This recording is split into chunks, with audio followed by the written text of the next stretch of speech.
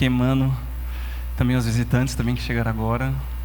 Eu vou ficar daqui, tá? Mas porque aqui tá meio ruim, mas vamos dar início ao nosso culto. Primeiramente, a gente está muito feliz por esse ano.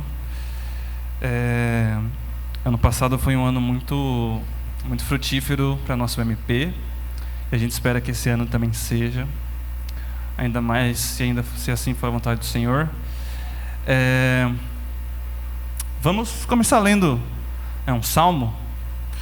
Salmo de número 56. Salmo de número 56.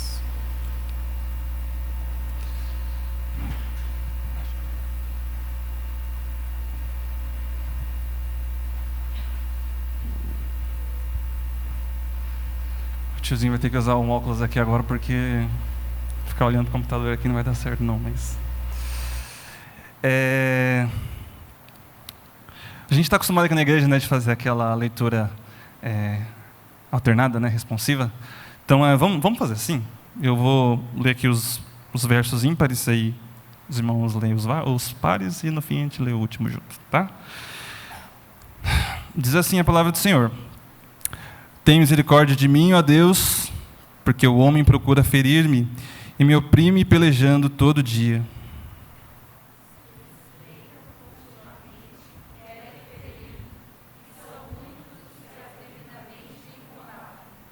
Em me vindo é o temor, hei de confiar em Ti.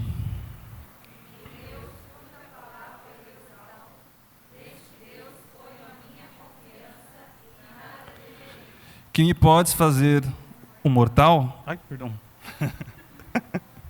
Todo dia torcem as minhas palavras.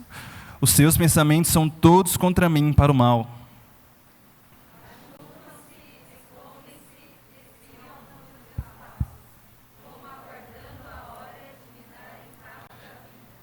Dá-lhes a retribuição segundo a sua iniquidade.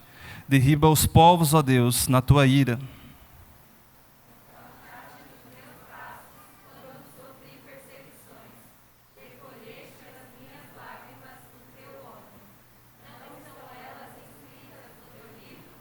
No dia em que eu te invocar, baterão em retirada os meus inimigos. Bem sei isto, que Deus é por mim.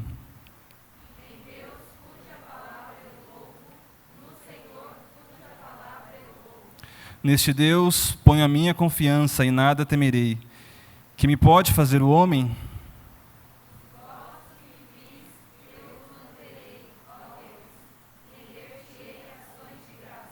Pois da morte me livraste a alma. Ai, agora é todos, né? Pois da morte me livraste a alma. Sim, livraste da queda os meus pés, para que eu ande na presença de Deus, na luz da vida. Vamos fazer uma oração de ação de graças para esse Deus que trouxe a gente aqui hoje. No meio de toda essa pandemia aí, tem preservado a gente, e não só nos livrou da morte física, mas da morte espiritual, né? Eu pedi para o nosso presidente até então, até o ano passado, presidente da MP, nosso ex-presidente da MP local, nosso presidente da federação, nosso secretário executivo da Sinodal, delegado da Confederação Nacional, futuro presidente da IPB, Juninho. Pode fazer uma oração aqui para nós, Ju?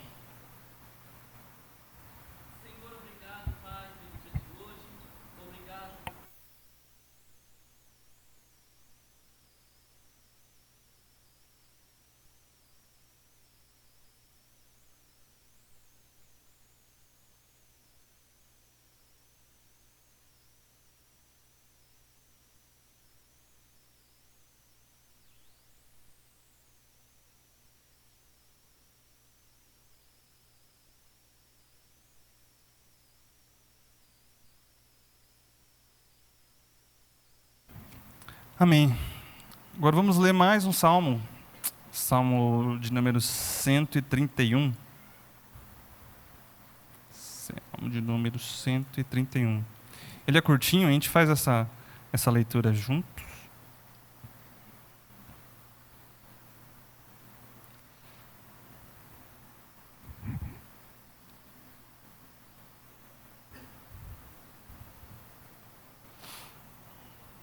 Salmo 131. Vamos lá? Senhor, não é soberbo meu coração, nem altivo meu olhar.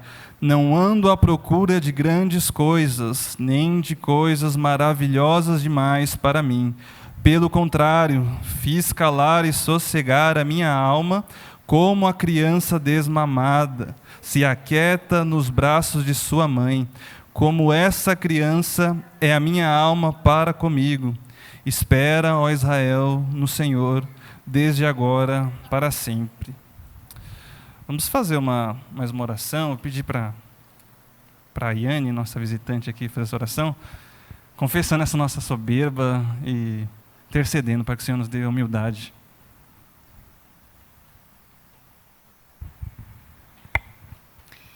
Pai querido, Pai de amor, obrigada, Deus, mais uma vez por estarmos em Tua presença, Senhor. Obrigada, Deus, porque o Senhor nos tirou de nossas casas, ó Pai, para que nós exaltemos e louvemos o Teu santo nome, Senhor. Senhor, pedimos perdão dos nossos pecados, ó Deus, do nosso coração orgulhoso, do nosso coração teimoso, ó Pai, e do nosso coração que muitas vezes não enxerga o Teu querer para as nossas vidas, ó Deus. Que o Senhor possa nos quebrantar cada dia mais, ó Pai. Que o Senhor possa nos dar humildade, ó Deus, e que nós possamos nos espelhar em Cristo, Senhor, e desejar a cada dia ser como Ele, ó Pai. Dá-nos também, ó Deus, esse amor pelo nosso próximo, ó Pai. Dá-nos, ó Deus, essa comunhão, Senhor, como igreja, ó Pai. E para que a cada dia mais, ó Deus, nós possamos exaltar mais a Ti, Senhor, e exalar o Teu santo nome. Obrigada, Deus, por esta oportunidade e por Teu amor. Em nome de Jesus, amém.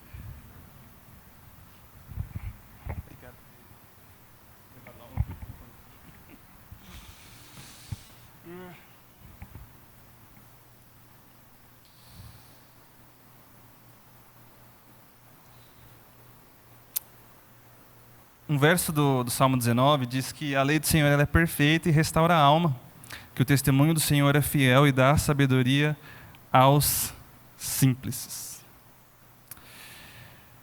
A gente já intercedeu para que a gente seja simples como Ele. Vamos agora louvá-lo, gratos pela sua fidelidade e confessando a nossa infidelidade. Vamos louvar o Senhor com 2 cânticos.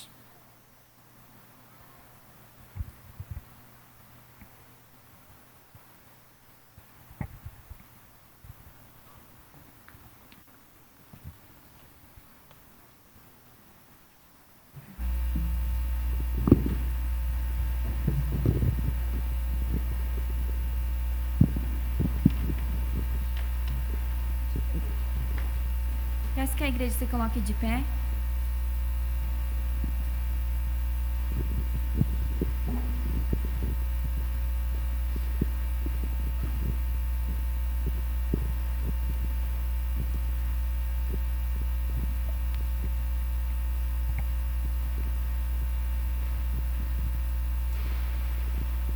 Perdão e graça. Deixa isso aí para o fim.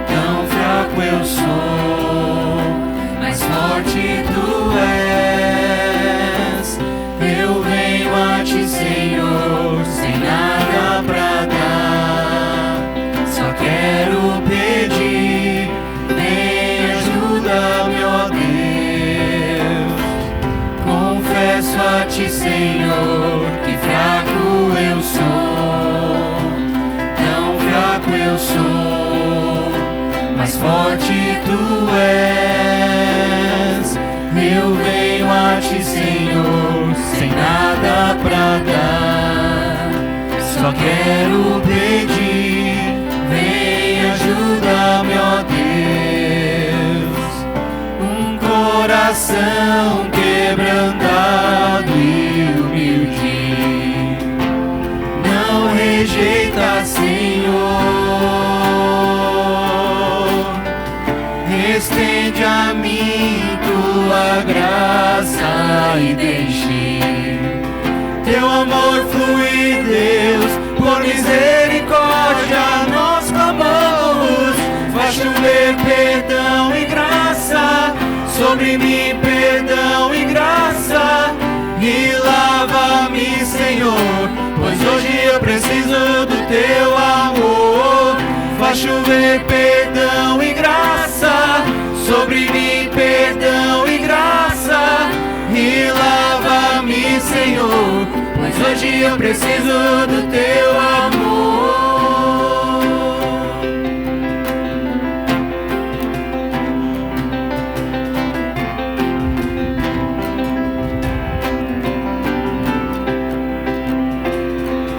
Confesso a ti, Senhor, que fraco eu sou, tão fraco eu sou, mas forte tu és. Eu venho a ti, Senhor, sem nada pra dar, só quero pedir, vem ajuda-me, ó Deus, um coração quebrantado e humilde, não rejeita, Senhor, estenda a mim tua graça e deixe teu amor fluir, Deus, por misericórdia nós clamamos, faz chover perdão e graça sobre mim, perdão e graça, e lava-me, Senhor, pois hoje eu preciso do teu amor. Faz chover perdão e graça sobre mim, perdão e graça, e lava-me, Senhor, pois hoje eu preciso do teu amor. Faz chover perdão e graça sobre mim, perdão e graça, e lava-me, Senhor, pois hoje eu preciso do teu amor. Faz chover perdão e graça sobre mim, perdão e graça, e lava-me, Senhor, pois hoje eu preciso do teu amor.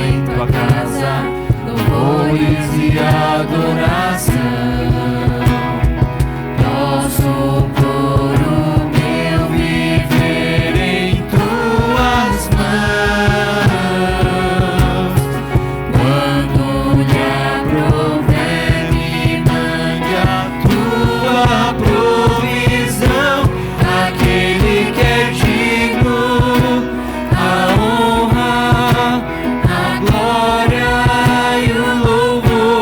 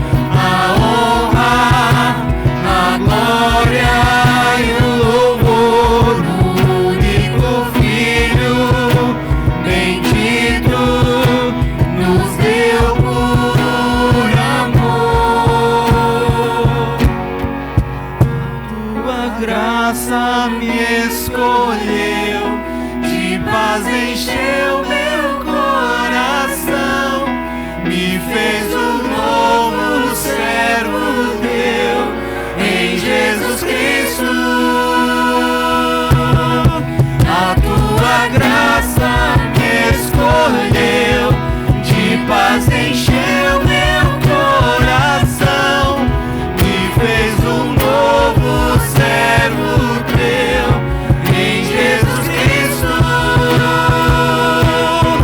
em Jesus Cristo.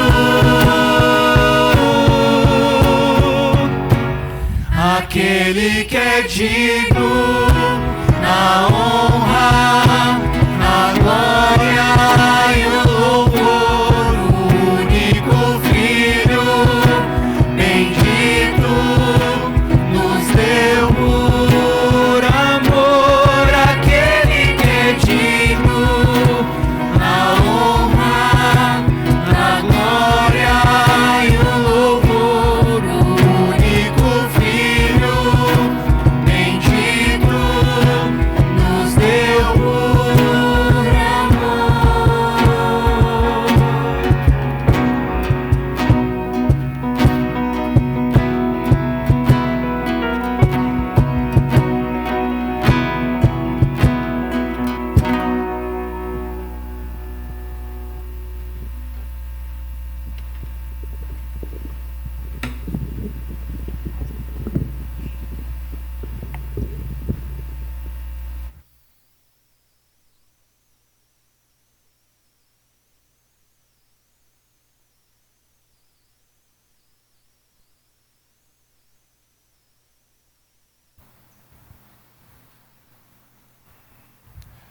Vamos abrir as nossas Bíblias agora para a gente ouvir mais da parte do Senhor no Salmo de número 166. Opa. Salmo 116. Falei, nossa, minha Bíblia está meio... Eu cheguei em Provérbios aqui, eu falei, caramba, 116, né?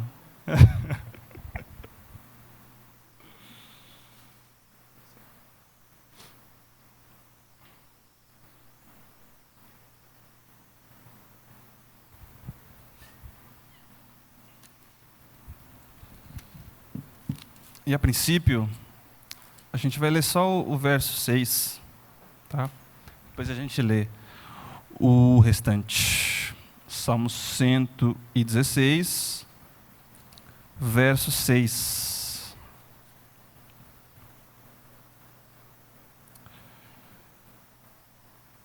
Diz assim: o Senhor vela pelo simples. Achava-me prostrado e Ele me salvou. Vamos orar rapidinho? Senhor, nós queremos te agradecer por todos que aqui estão, por esse culto. Queremos te agradecer pela sua graça. Queremos te agradecer, Senhor, por cada jovem que aqui está, por cada visitante. Te pedimos agora que o Senhor fale conosco, através da Tua palavra. E é no nome do Seu Filho, que é digno de todo louvor, que nós oramos, no nome de Jesus. Amém.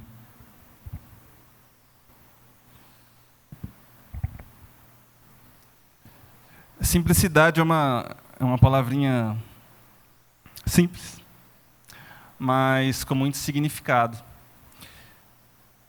O que significa simplicidade? Segundo o dicionário, é a ausência de complicação, o oposto do que é complexo, difícil, algo fácil, singelo e por aí vai. Mas, dentre tantos significados, neste salmo em particular, simplicidade é o contrário de grandiosidade. O Salmo 116 é um louvor, um tributo espontâneo de gratidão de um pequeno homem para um grande Deus. E nele a gente vai ver que simplicidade é a total falta de condição que nos impede de retribuir o que recebemos de graça. Esse é o resumo da mensagem. Então, se você se perder aí nas próximas 2h30, esse trechinho aqui é o que vai nortear toda a mensagem, que é: simplicidade é a total falta de condição que nos impede de retribuir o que recebemos de graça. E a gente vai ver isso em 3 pontinhos. O primeiro é que Apesar da nossa simplicidade, ou seja, da nossa pequenez, da nossa falta de condição, o Senhor simplesmente nos ama. Eu vou pedir para que os irmãos leiam do verso 1 ao verso 5, por favor.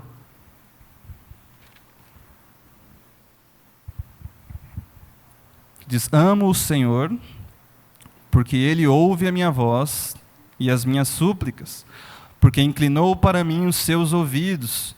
Invocá-lo-ei enquanto eu viver. Laços de morte me cercaram, e as angústias do inferno se apoderaram de mim.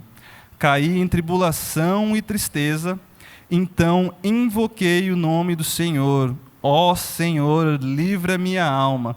Compassivo e justo é o Senhor, o nosso Deus é misericordioso.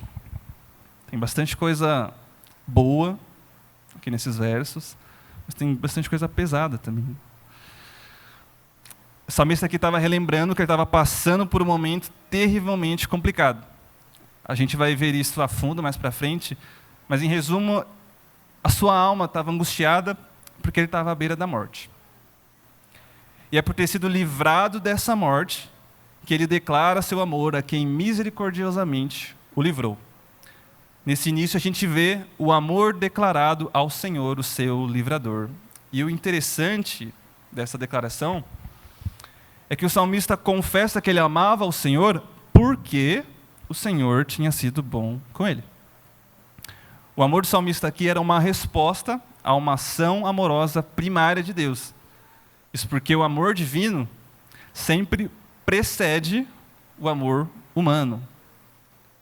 E é exatamente isso que João fala, que nos ensina, que João, o apóstolo do amor, né, nos ensina em 1 João 4,19. Porque nós o amamos porque ele nos amou primeiro. Nosso amor é e sempre será uma reação ao amor do Senhor.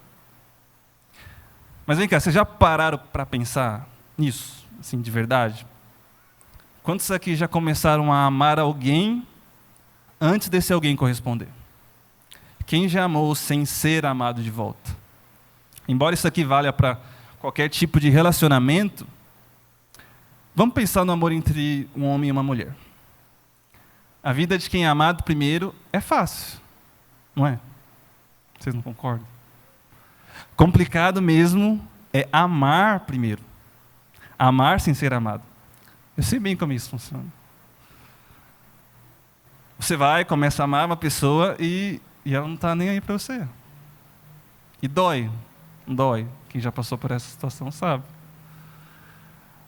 Mas o que se faz? Se o amor é real, você se humilha, você se rebaixa, você investe. Simplesmente ama quem não valoriza o seu amor. Porque iniciativas são necessárias para fazer com que o amor desperte, para despertar o amor. Para que um casal exista, alguém antes teve que investir, pagar o preço e amar primeiro. Toda história de amor começa assim. No casamento, que é a consumação desse amor, é tudo festa, mas ninguém sabe a dor que foi antes. Do cara que teve que investir e pagar o preço. Lá está todo mundo, lá os pombinhos estão apaixonados, bonito, festejando, mas alguém teve que dar os seus pulos antes. E amar mesmo quando o outro não o amava. A vida de quem ama depois é agraciada. Enquanto quem ama primeiro sofre para amar, quem é amado primeiro só recebe amor. É fácil. E da maior história de amor de todos os tempos, nós somos essa parte que é amada primeiro, antes de amarmos de volta. A noiva que hoje está sendo adornada, enquanto espera pela cerimônia, de boa. Enquanto o noivo, sendo o próprio Deus, o grandioso Criador, teve que se humilhar, tomar a iniciativa e vir até nós, simples criaturas, sofrer por amor, se compadecendo de nós, pagando o preço da aliança que nos une em compromisso eterno com Ele. É para sair por aí declarando esse amor ou não é? E o salmista entendeu isso. Ele sentiu isso. Olha o verso 5.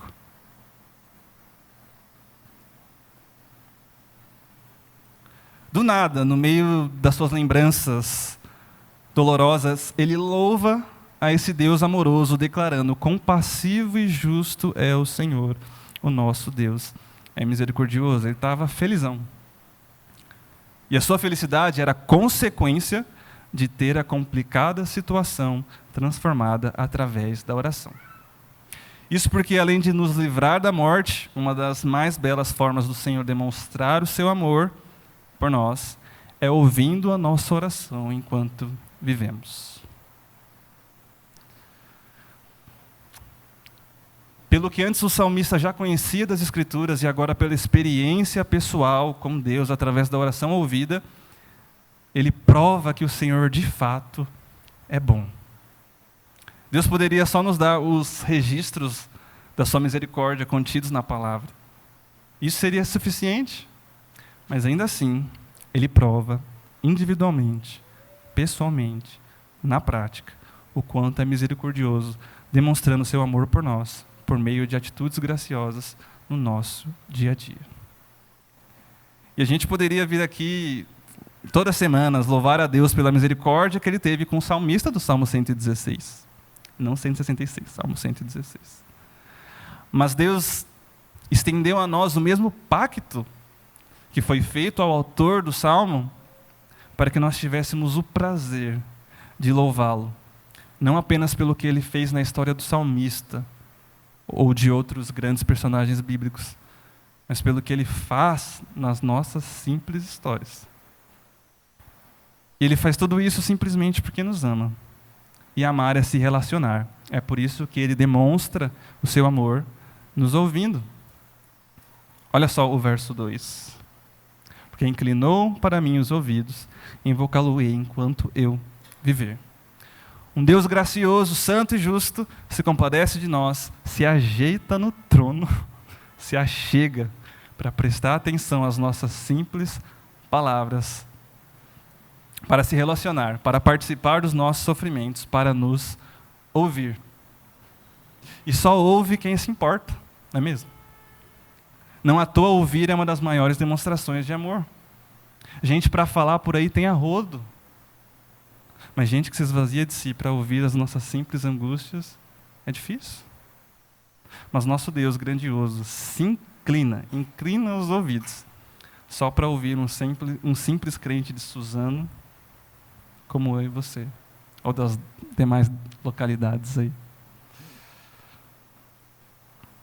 Ele ama ouvir quando invocamos o seu nome. Por que será que a gente invoca tão pouco? Invoquemos ao Senhor para sermos libertos das nossas angústias. O verso 3, ele fala: laços de morte me cercaram, e angústia do inferno se apoderaram de mim, caí em tribulação e tristeza.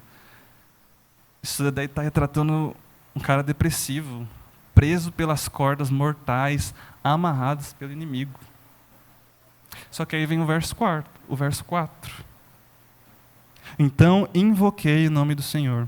Ó Senhor, livra-me a alma. O único refúgio diante do ataque violento do inimigo é o nome do Senhor. Esse nome tem poder e não é jargão. Invocar o Senhor, esse é o ponto crucial do Salmo. É tipo o coro do Salmo. Invocar ao Senhor. À beira da sepultura, o salmista, na sua finitude, reconhece que era simples demais para se salvar sozinho. E clama pelo auxílio paterno daquele que poderia livrá-lo da morte. Esse é o nosso segundo ponto. Somente o simples aceita a sua condição de desgraça e se rende àquele que é gracioso para salvá-lo. Vamos ler dos versos 6 ao 8. Vamos ler junto?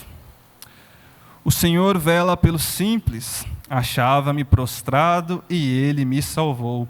Volta, minha alma, ao teu sossego, pois o Senhor tem sido generoso para contigo. pois livraste da morte a minha alma, das lágrimas os meus olhos, da queda os meus pés. Mais do que simples de coração, simples. O Senhor vela pelo simples. Mais do que descomplicado, o termo simples aqui se refere a ingênuo, inexperiente. E é doido porque no Antigo Testamento esse termo não tinha nenhum mérito, assim como a gente também não tem. Mas nesse salmo, especificamente, simples se refere àqueles que, sendo sinceros, aceitam que não são astutos o suficiente, que não têm as condições necessárias para se virarem sozinhos. Essa simplicidade no original traz a ideia de rendição. Então, simples aqui nada mais é do que alguém humilde, que se rende. O salmista se vê como um filho incapaz de livrar a si mesmo, que precisa de ajuda para tudo. Por isso, simples aqui também pode ser traduzido como criancinhas. Ser simples de coração como uma criança que em si é fraca, que depende da força do seu pai.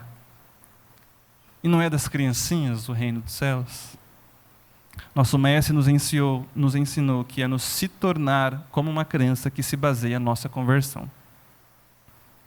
E nós que somos pequenos, simples como crianças, não temos a condição, a força de efetuar o nosso próprio livramento da morte. Mas está tudo bem, não está? Porque o poder do Senhor se aperfeiçoa em nós, na nossa fraqueza. Não é que Paulo fala aos Coríntios? Sozinhos a gente não tem força suficiente para nos orgulharmos. Então nós nos gloriamos nas nossas fraquezas. Porque quando estamos fracos é que somos fortes. E é por essa generosidade do Senhor em nos fazer forte pela sua força que a gente pode sossegar. Olha o verso 7. Ele diz: volta minha alma ao teu sossego, pois o Senhor tem sido generoso para contigo.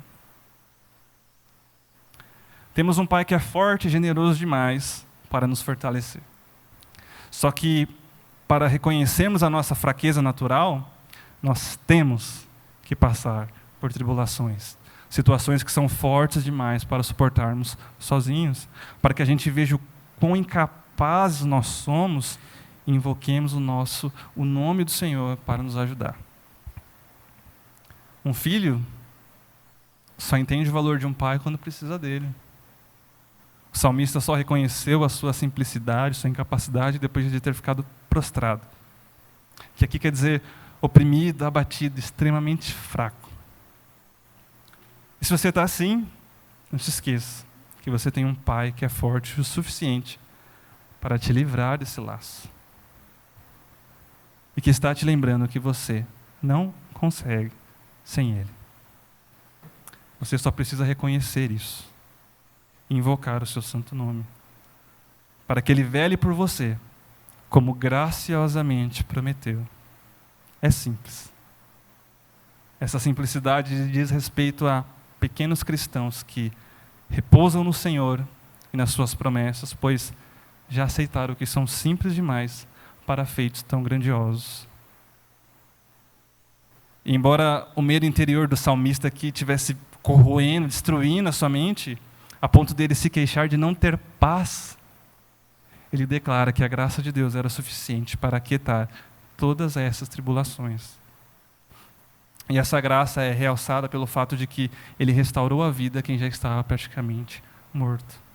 O pobre, simples filho, pequeno, necessitado, por fim, encontrou livramento gracioso, cuidado paternal. E há um abundante descanso para quem confia nesse Pai.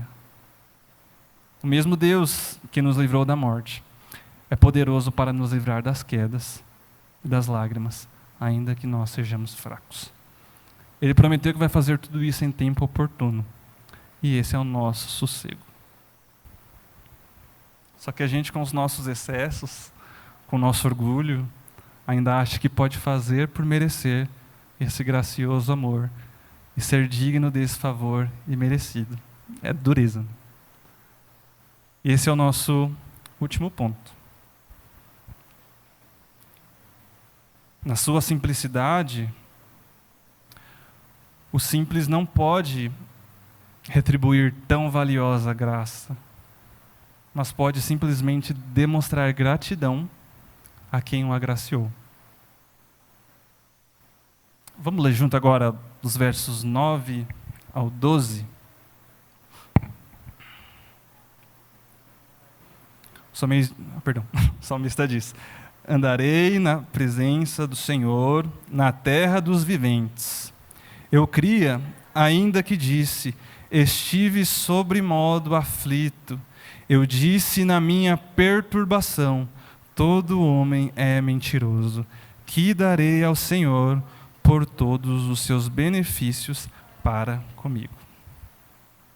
Todo o deleite, a alegria do salmista que a gente viu nos versos anteriores, eles resultam em algo prático, uma atitude, uma ação em resposta ao que Deus fez tanto por ele.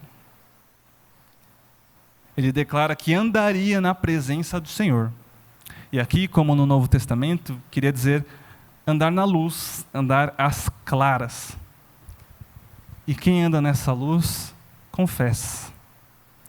A confissão a Deus vai dar a letra agora na parte final desse salmo. Porque quem ama, expressa. A gente não consegue amar plenamente em silêncio.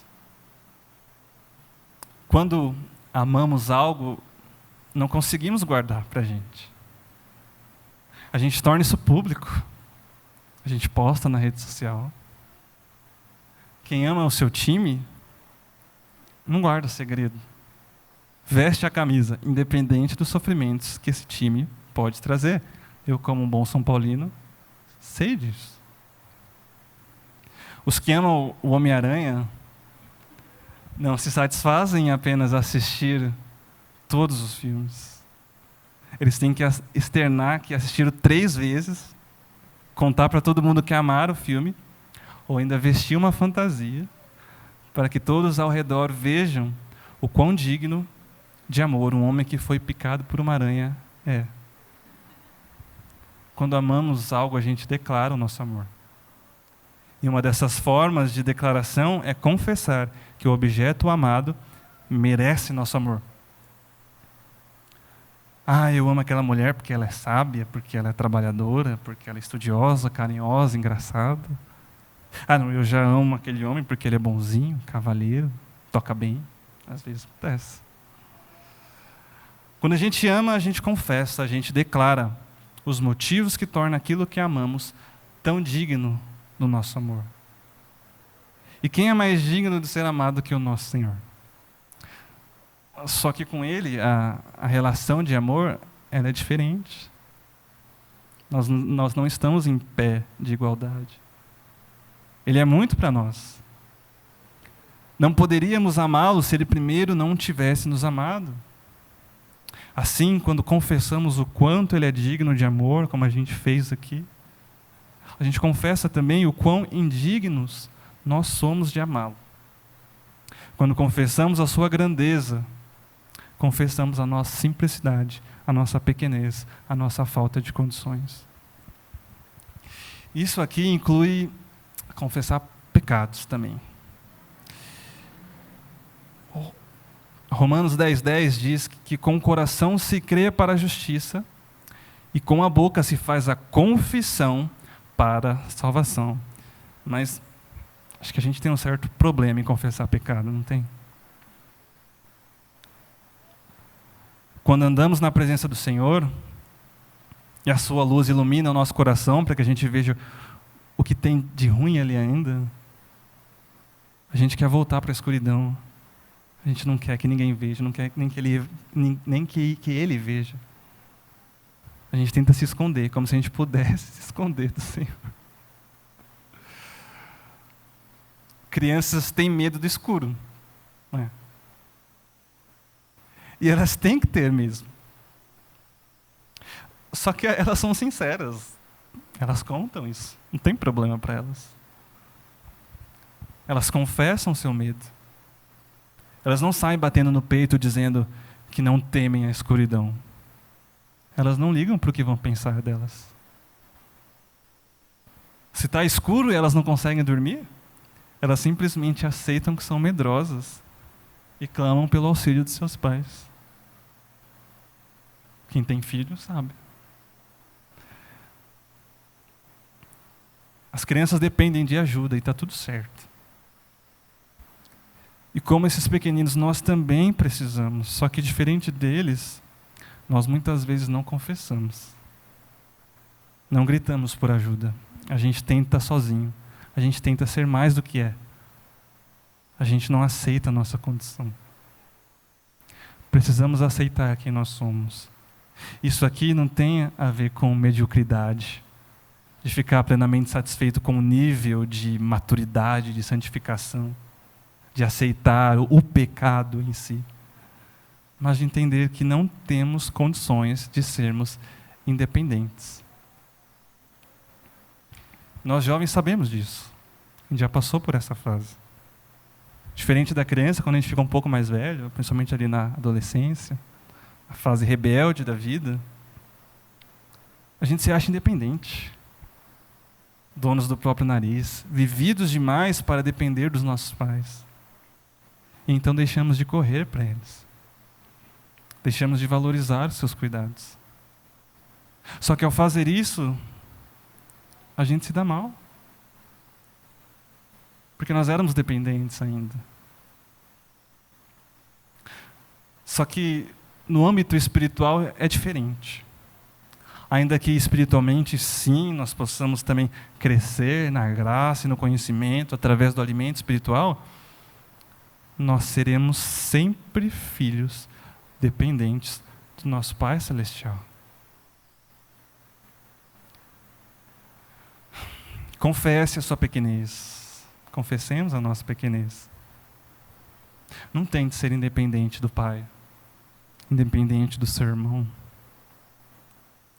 Ser maior do que você tem condições de ser. Porque isso é coisa do diabo.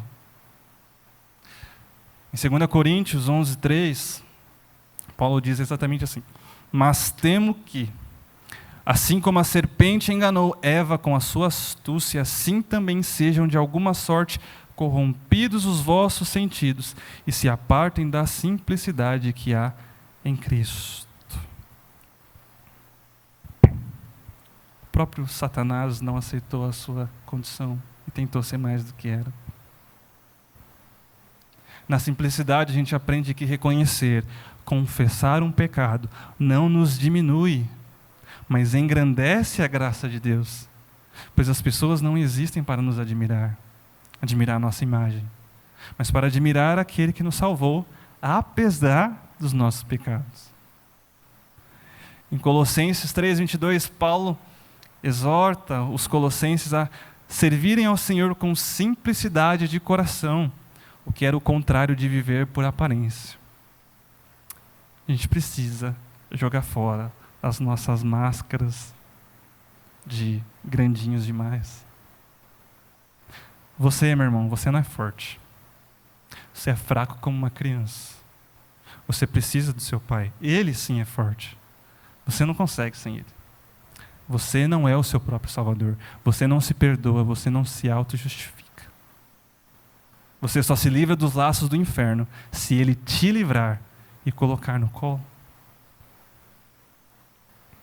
Confessemos a nossa simplicidade, a nossa incapacidade por nós mesmos. Aceitemos que somos simples assim, perante o nosso Pai, perante os nossos irmãos. Andemos na luz, andemos às claras. Mas beleza, depois de falar sobre andar na presença do Senhor, o salmista volta a falar do seu momento de angústia, contrastando a claridade da graça com a escuridão dos seus pecados. Que ele diz aí nos versos 10 e 11. A gente pode ver que se sentir esmagado, desiludido, no escuro, e confessar isso mesmo em tom de pânico como ele fez, não quer dizer que a nossa fé é morta. Mesmo nas profundezas do desespero, enxergando apenas escuridão, o salmista não perdeu a esperança no Senhor. Isso porque, embora a nossa relação com o nosso Deus seja assim, experiencial, na prática, pelo sentir. A esperança do cristão não está baseada no que ele sente, mas no que ele sabe. E o salmista, como se espera de todo aquele que foi salvo, conhecia a palavra de Deus. Ele sabia o que ele tinha prometido. Sabia que ele tinha prometido velar pelos seus, pelos que se humilham e clamam por ele. Assim como nós sabemos que ele prometeu velar por nós na nossa simplicidade, ainda que não sintamos o cuidado agora por conta de algum laço mórbido dessa vida que o Senhor não prometeu que seria fácil, mas prometeu que seria passageiro. Só que o ponto principal aqui é o do verso 11, quando o salmista relembra a sua desilusão. Ele diz... Eita, mudou aqui. Eu disse na minha perturbação, todo homem é mentiroso. Isso porque todo esse sofrimento que ele enfrentou, provavelmente foi causado pela traição da sua própria família. Provavelmente foi Davi, quando o seu próprio filho armou contra ele. Ele tinha sido enganado pelo seu próprio povo. Ele estava completamente desiludido com aqueles que falavam que o amavam, e por isso sai gritando que todos os homens eram mentirosos, falsos. Ainda que verdadeiros crentes não percam a fé ao enfrentar algum tormento sentimental, pode acontecer de ficarmos tão atribulados, com os olhos marejados de tantas lágrimas, que a gente não enxergue nada além de falsidade ao nosso redor. Em uma explosão de mágoa, o autor do Salmo diz: todos os homens são uma ilusão, uma mentira, um erro. Antes de invocar o Senhor, o salmista cria que todos os homens eram ruins, menos ele. Mais uma vez, o objetivo do Salmo aqui é enaltecer a graça de Deus. Ao falar do seu chilique, o salmista reconhece que não merecia qualquer benefício. E com simplicidade, ele abre o coração. Na sua angústia, ele não queria saber dos seus irmãos, porque estes o machucaram. E é isso que, infelizmente, vai acontecer no nosso meio. Aqui cabe um comentário sobre a nossa dificuldade de engolir certas doutrinas quando estamos machucados. Porque na teoria, quando a gente fala que todo homem é depravado, ruim, é fácil aceitar. Mas na prática, quando experimentamos a depravação total na pele, quando pecadores do nosso povo nos machucam, não aceitamos. Queremos mandar todo mundo para o raio que o parto. Meu querido, se você está aqui pela diretoria da UMP, porque algum de nós te convidou para vir ao culto, se você veio pelo menino, pela menina que você gosta, se frequenta as programações pelos seus amigos, você não vai ficar. Porque você vai acabar sendo machucado. Os seus irmãos vão te decepcionar. E você vai querer fugir. Mas se você está aqui pelo nosso Pai, o Pai que nós temos em comum, você vai continuar com a gente no meio desses pecadores, independente das coisas ruins que eles fazem contra você. E você vai amá-los, assim como seu Pai te ama e continuará te amando sem te abandonar, independente das coisas ruins que você faz contra Ele. Isso é graça. E o que daremos ao Senhor pelos benefícios graciosos dEle? É o questionamento do verso 12. E essa era uma pergunta retórica, como quem diria: o que eu, simples, pequeno homem que sou, posso fazer para retribuir tamanha graça de um Deus tão grandioso? Nada. Nada. Simplesmente agradecer. E quando se ganha um presente, a maior demonstração de gratidão é simplesmente aceitar. Ele diz no verso 13: tomarei o cálice da salvação e invocarei o nome do Senhor. E aqui é bem simples, como o oposto do cálice espumante da ira que merecemos, e como alguma coisa que é livremente oferecida a quem não merece. Essa expressão, o cálice da salvação, demonstra o próprio padrão do Evangelho. O homem é o recipiente, antes de ter qualquer coisa para dar. Portanto, o cálice da salvação era uma referência geral para experimentar as bênçãos salvíficas que Deus dá aos seus simples filhos. Aqui significa simplesmente aceitar a salvação do Senhor. O Senhor livrou o salmista. Ele sabia que na sua simplicidade não podia retribuir o livramento. Quando fala de tomar o cálice da salvação, ele está querendo dizer: eu ganhei um presente e eu vou usufruir. Ainda que eu não mereça, eu não vou ficar tentando fazer por merecer.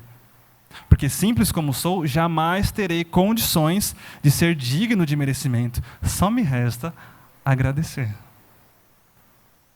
O crente que é simples aceita que não pode pagar o preço da sua salvação. Só que a gente não, lá no fundo a gente não gosta disso. Porque isso é humilhante. A gente quer pagar de alguma forma. Quando a gente ganha um presente, muitas vezes a gente quer dar outro em troca. A gente quer retribuir. A gente não quer ficar devendo. Pobrezinhos de nós. Diante de tamanho preço pago pela nossa salvação, só nos resta aceitar o pagamento como uma criança que não recusa o presente, muito menos busca retribuir, porque não tem condições de comprar outro em troca. Sejamos simplesmente gratos a quem é tão digno de agradecimento. E ser grato aqui não significa só dizer obrigado, mas viver tendo atitudes de gratidão. Vamos ler juntos dos versos 14 ao 17? O texto diz assim, vamos junto, por favor. Cumprirei os meus votos ao Senhor na presença de todo o seu povo. Preciosa é aos olhos do Senhor a morte dos seus santos. Senhor, de veras sou teu servo, filho da tua serva, quebraste as minhas cadeias.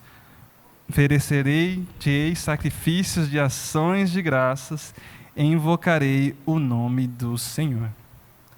Esses votos aqui eram os votos que ele fez no verso 9, que é que ele andaria na presença do Senhor enquanto vivesse.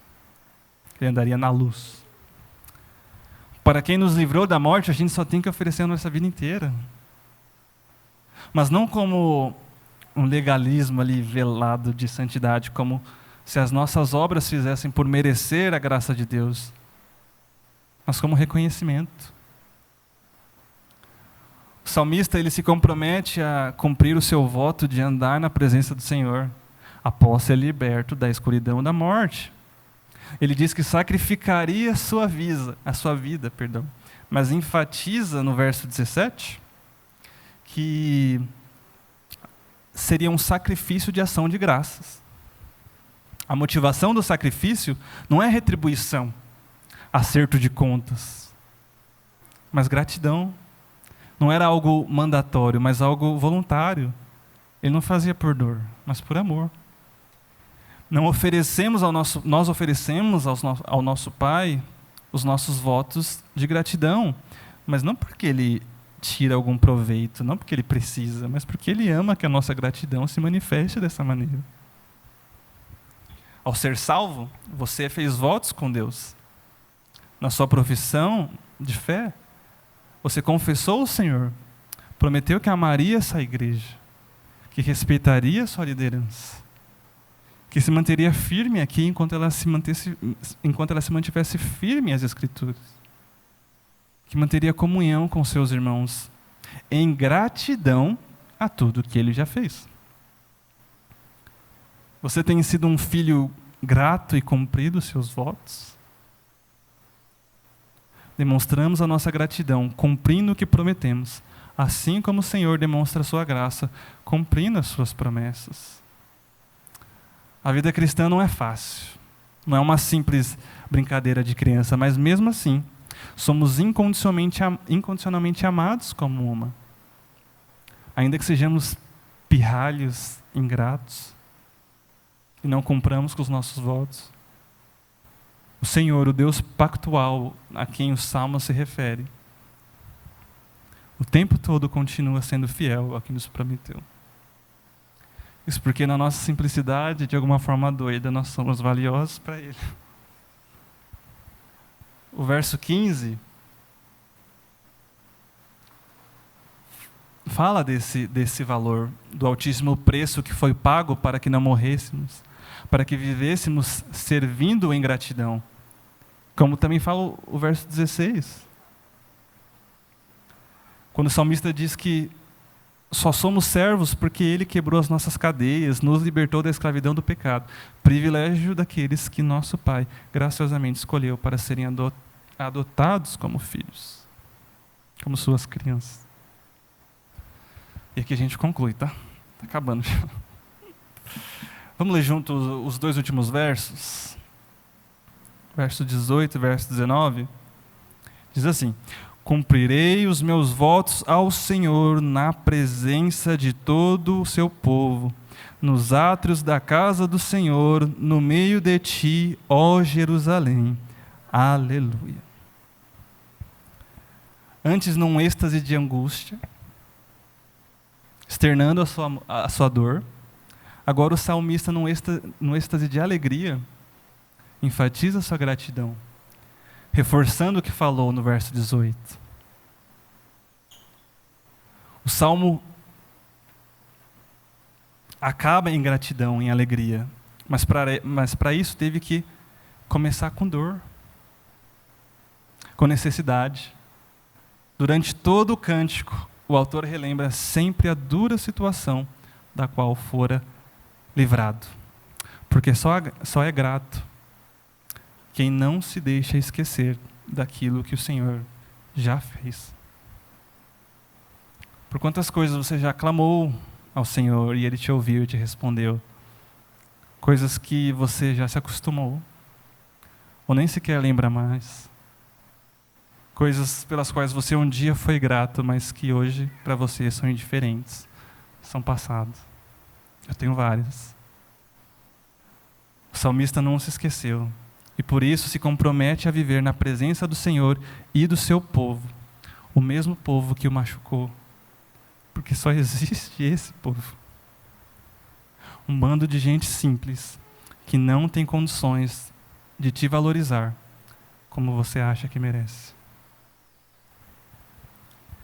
E os votos que o salmista fez se cumpririam na onde? Nos átrios do templo, em Jerusalém, quando tivesse a oportunidade de sentar com a galera e comer as comidas que seriam apresentadas nos cultos de ação de graças. Isso porque a simples refeição comunitária era um modo adequado a Deus de se alegrar diante da grandiosidade do Senhor e dos seus feitos. Não à toa, esse salmo foi provavelmente entoado na celebração da última ceia entre Cristo e os discípulos.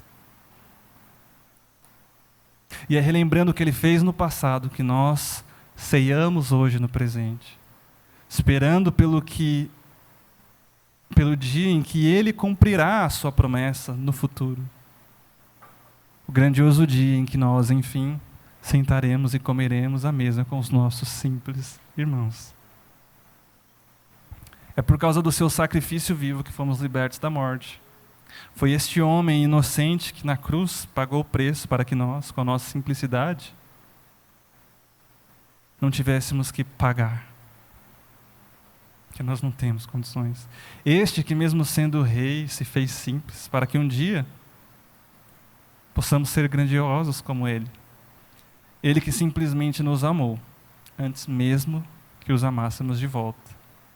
Ele que foi ferido pela picada da serpente, mas que esmagou sua cabeça, saindo vitorioso.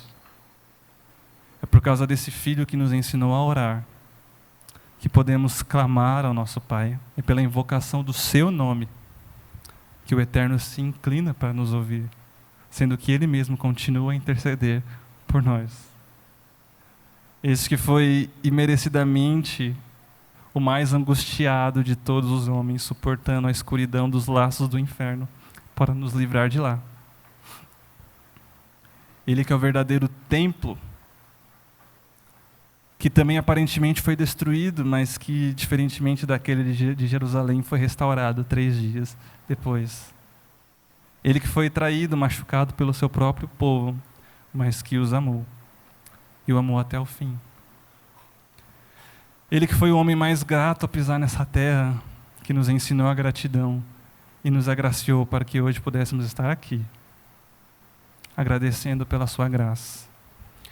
Jesus Cristo, nosso Senhor, vela pelo simples, Ele nos salvou. Nosso Salvador é ou não é digno do nosso louvor, da nossa gratidão? Com a nossa simplicidade podemos louvar a sua grandiosidade. Aleluia é a última frase do Salmo. Louvar a Deus é o convite a todos os simples pelos quais Ele tem velado. Nós estamos aqui em comunhão, a gente já comeu junto. A gente já invocou o nome do Senhor, clamamos por Ele, agradecemos e agora vamos louvá-lo mais. Com a nossa equipe de louvor, pode vir. Porque termina assim, aleluia, louvemos ao Senhor. Amém.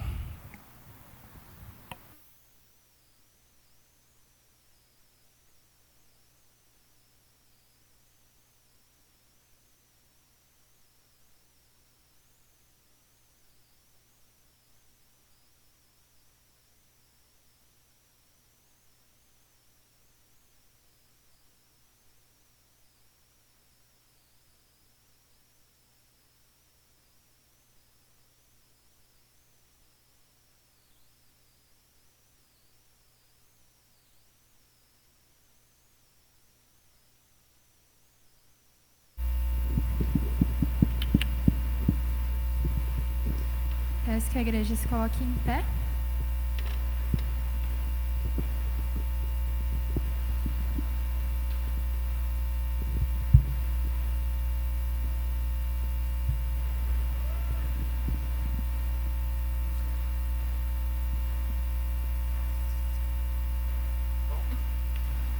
Somos convidados.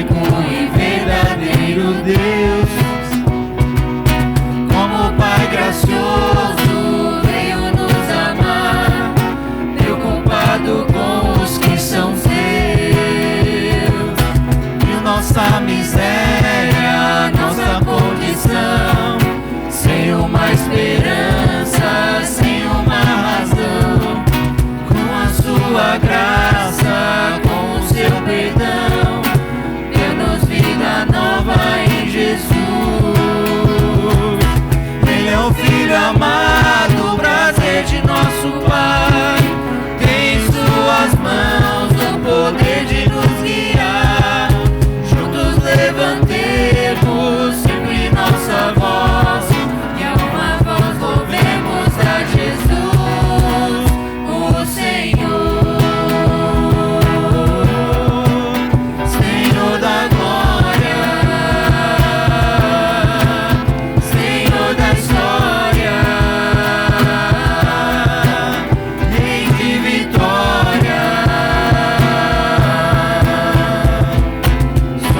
convidados.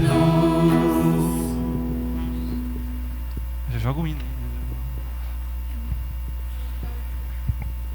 O hino.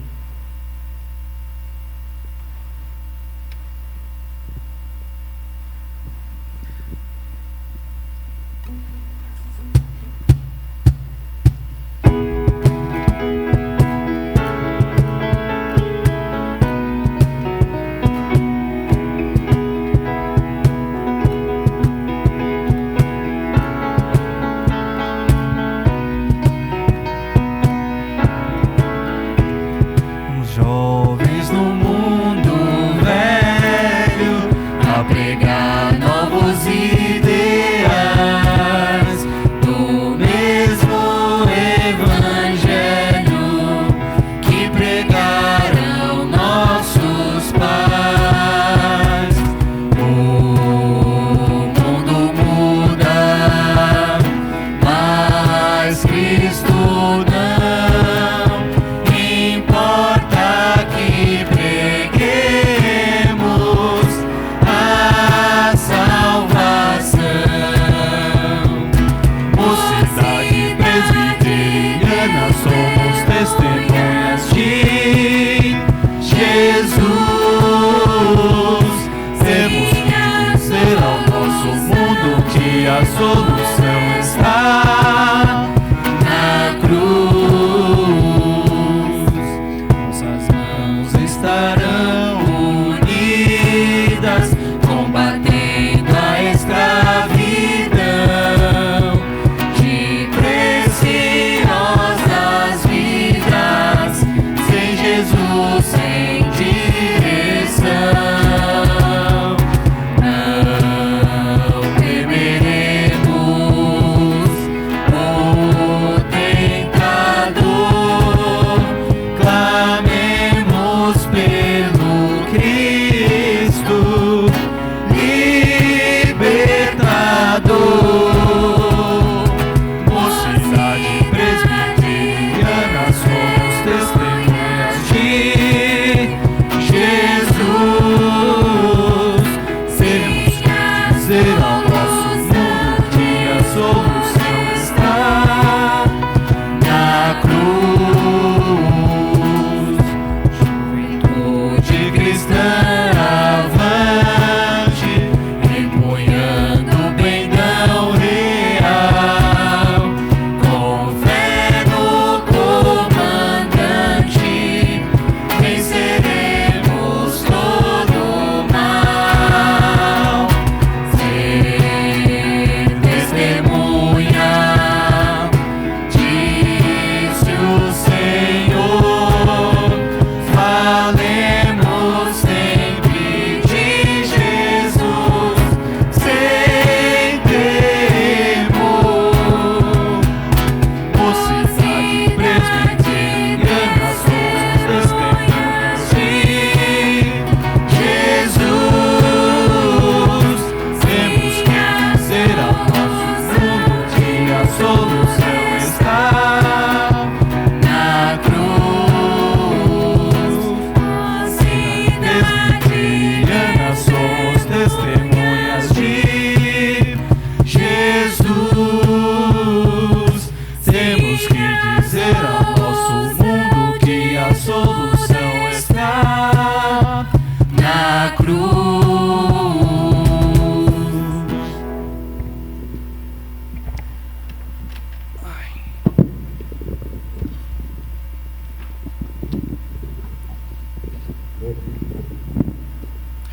É isso, a nossa solução está na cruz e é por essa cruz, pelo sacrifício de Cristo nela, que nós estamos aqui hoje, dia 5 de fevereiro, começando mais um ano, louvando ao Senhor, em ação de graça por tudo que Ele já fez, por tudo que Ele faz, por tudo que Ele vai fazer. E eu não podia deixar de encerrar esse culto sem agradecer, primeiramente, a minha diretoria desse ano, a Gi, a Sil, o Marcos, a Laisla, pelo apoio já desde quando a gente foi eleito. E agradecer também o Iago, né? O Iago não está aqui, mas o Iago, se você estiver aí, receba o nosso agradecimento.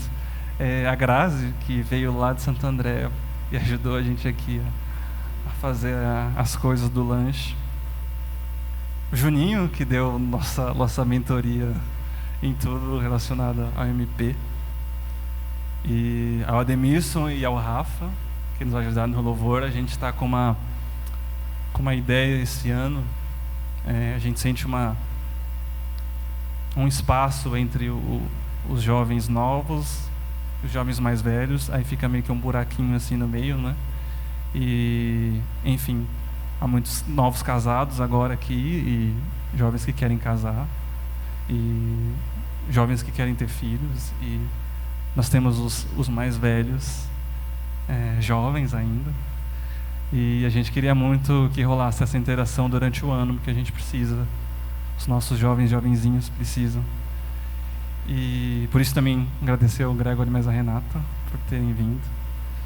Os nossos outros visitantes, o Danilo e a Geisa também, o Nicolas e a Alessa, que são da igreja, mas que têm visitado a nossa UMP hoje. Enfim, a todos que vieram, Suzane também.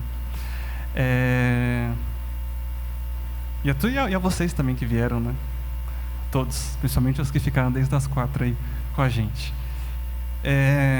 A gente vai orar agora para encerrar. Vou chamar o nosso vice-presidente, braço direito aqui, para orar, agradecer ao Senhor, lógico, e para falar o nosso moto também. E eu entendo essas coisas presbiterianas, né, do moto e tal. E é bem legal, mas acho que a gente tem que tomar cuidado para não virar algo só que a gente fala e pro final de toda a programação. E o que isso significa? A gente está mesmo alegre na esperança? A gente está mesmo fortes na fé? A gente está mesmo se dedicando no amor? A gente está mesmo unido no trabalho? Acho que fica aí o questionamento, e que seja também a nossa oração, né? Para que a nossa MP honre esse moto, honre ao Senhor, né? Então é isso aí, vice. Me ajuda aí. Você pode orar aí e encerrar. Valeu. Deixou o moto na minha mão. Isso é difícil agora lembrar. Mas amém. Vamos orar. Senhor Deus, muito obrigado, Senhor, por essa primeira programação do ano que tivemos. Muito obrigado, Senhor, porque depois de muito tempo de pandemia, mesmo estando ainda, Senhor, em um momento difícil, mas temos essa possibilidade de estarmos reunidos aqui como igreja, reunidos aqui, Senhor, como jovens que estão buscando mais da Tua Palavra, estão buscando, Senhor, estar próximo de Ti e do corpo. Senhor, que esse amor que nós temos pela Tua igreja seja verdadeiro em nossas vidas. Deus, nos leve de volta para casa, para os nossos lares, em paz, com segurança, e que sempre, Senhor, seja prazeroso, seja uma bênção estar aqui na Tua casa. Tudo isso te pedimos e agradecemos no nome de Teu Filho Jesus. Amém. Bom, e agora o nosso moto.